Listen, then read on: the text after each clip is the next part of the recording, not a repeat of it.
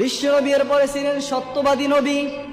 মক্কার কাফেরদেরকে যখন কুফফাররা জাহিলি যুগের ভিতরে বিশ্বনবীকে বলতেন আস-সাদিকুল আমিন, মানে মহাসত্যবাদী, তাকে সত্যবাদী বলেছিলেন।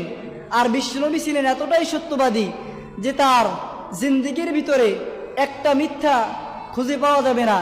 এমন আদর্শবান, এমন নবীর উম্মত হয়ে, আজকে এই সত্যবাদী নবীর উম্মত হয়ে আমরা সারাক্ষণ এত মিথ্যা কথা বলি।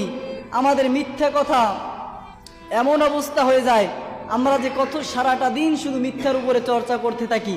অথচ বিশ্বনবীর আদর্শ কী ছিল? বিশ্বনবী আমাদেরকে কি শিক্ষা দিয়েছেন?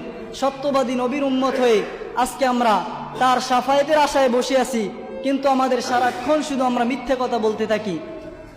বিশ্বনবী এতটাই সত্যবাদী ছিলেন, যখন বিশ্বনবী সত্য কথাগুলো মানুষের মাঝে প্রচার করলেন, যখন